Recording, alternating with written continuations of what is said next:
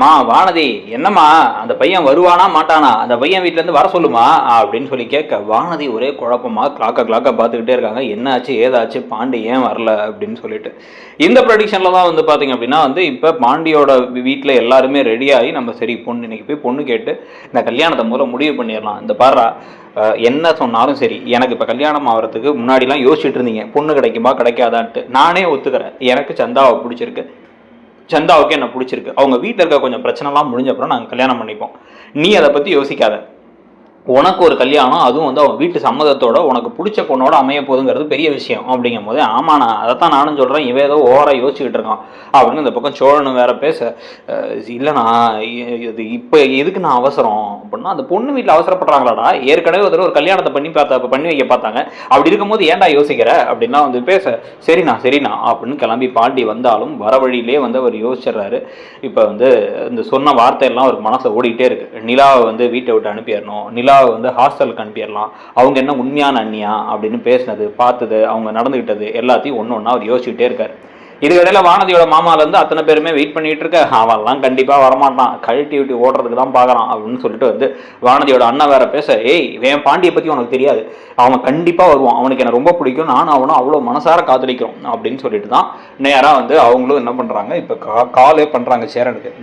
என்னாச்சுண்ணே, என்னென்ன காணா, நாங்கள் வெயிட் பண்ணிகிட்டே இருக்கோம் எங்கள் வீட்டில் எல்லாரும் அப்படின்னா, அந்த பாண்டி வரதுக்கு தான்ப்பா வெயிட்டிங்கு, எல்லாருமே ரெடியாக தான் இருக்கோம் அப்படின்னு வந்து சொல்ல, இவங்களும் வந்து பாண்டி ஃபோனுக்கு கால் பண்ணால் ஸ்விட்ச் ஆஃப்னே வருது.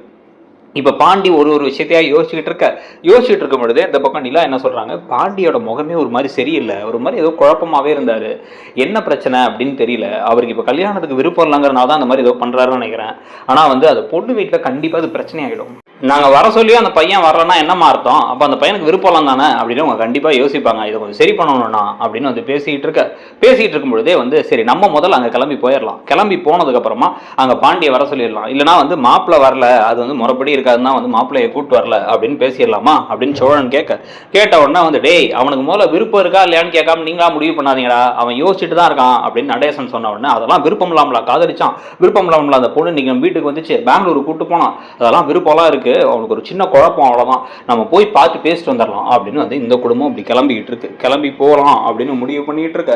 அதே சமயத்தில் டக்குன்னு வந்து பார்த்தா பல்லவன் மட்டும் என்ன பண்ணுறாரு அப்படின்னா வந்து பாண்டி கடையில் வேலை பார்க்குற அந்த பையனுக்கு கால் பண்ணி அவர்கிட்ட வந்து, அண்ணன் வரவே இல்லை, நாங்கள்லாம் தேடிட்டே இருக்கோம் அப்படிங்கும்போது, அண்ணன் கடையில் தான் உட்காந்துருக்கு, கடை வாசல்லே உட்காந்துருக்கு, எங்கேயும் போக மாட்டேங்குது, ஃபோனையும் அட்டன் பண்ண மாட்டேங்குது அப்படின்னோடனே, நாங்கள் அண்ணன்ட்ட வந்து நாங்கள் நேராக வந்து வானதி வீட்டுக்கு போகிறோம்னு சொல்லிவிடுங்க, வானதி அண்ணன் வீட்டுக்கு போகிறோம், அங்கே போய் பேச போகிறோம் அப்படின்னு சொன்ன உடனே வந்து அந்த விஷயத்த அவர் ஓடி வந்து இப்போ டக்குன்னு இவர்கிட்ட சொல்கிறாங்க. சொன்ன உடனே பாண்டி டக்குன்னு எதையோ யோசிச்சவரா பைக்கை வேகமாக எடுக்கிறாரு, சர்ன்னு எடுத்து கொண்டு போய் வந்து இப்போ வந்து வானதியோட வீட்டு வாசலில் நிப்பாட்டும் பொழுதே வந்து டக்குன்னு வந்து வாசலில் வண்டி சவுண்டு கேட்டு வானதி வெளில ஓடி வராங்க.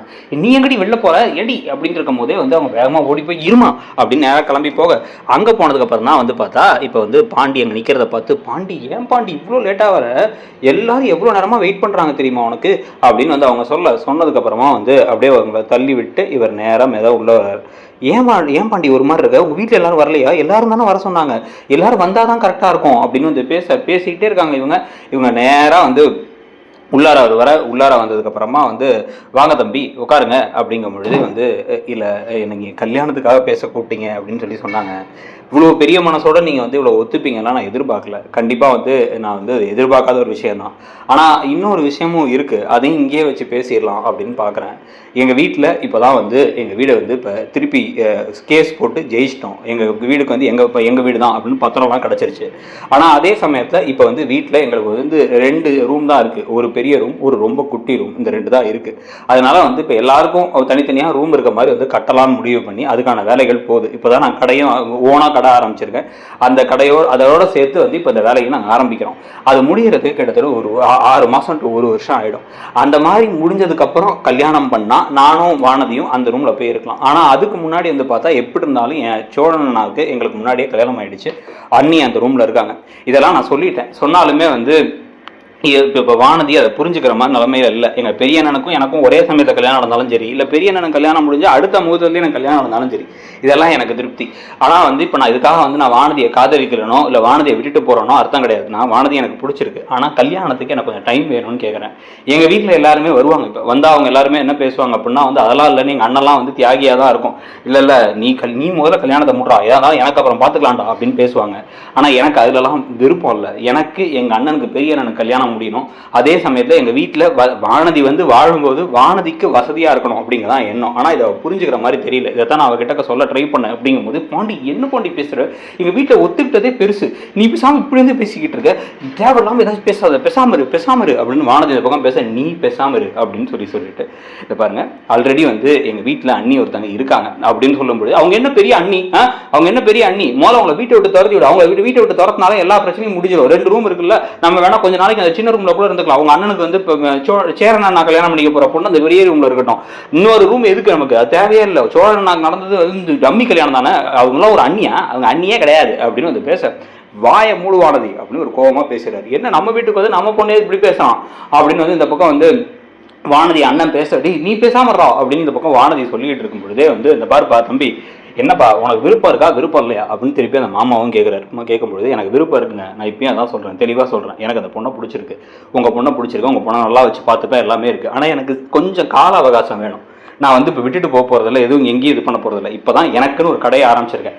அந்த கடை அளவுக்கு கொஞ்சம் கொஞ்சமாக போயிட்டு இருக்கு. வீட்டில் அந்த வேலை நடந்துகிட்டு இருக்கு. இதெல்லாம் தாண்டி வானதி கிட்டும் எனக்குமே வந்து இன்னும் கொஞ்சம் புரிதல் ஏற்பட வேண்டியது இருக்கு.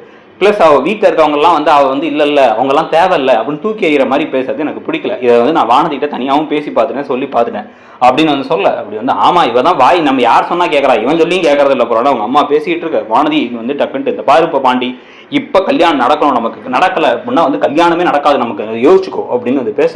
அப்படி நடக்காமல் இருந்தால் கூட எனக்கு சந்தோஷம். அவசரமாக கல்யாணத்தை பண்ணிட்டு உன்னை வீட்டுக்கு கூட்டு வந்துட்டு கடைசியில் எங்கள் அண்ணியெல்லாம் வீட்டை விட்டு துரத்த முடியாது அப்படிங்க. அப்போ என்னை விட உனக்கு அந்த அண்ணி தான் ரொம்ப முக்கியமாயிட்டாங்களா அப்படின்னு இவங்க திருப்பி புரிஞ்சுக்காமலே வந்து கத்திக்கிட்டே இருக்கும் பொழுதே வாசலில் பார்த்தா இவங்க எல்லாரும் பழந்தட்டோட வந்து இவங்க ஃபேமிலியே வந்து நிற்க, சோழன், சேரன், நிலா, நடேசன் எல்லாரும் வந்து நிற்க.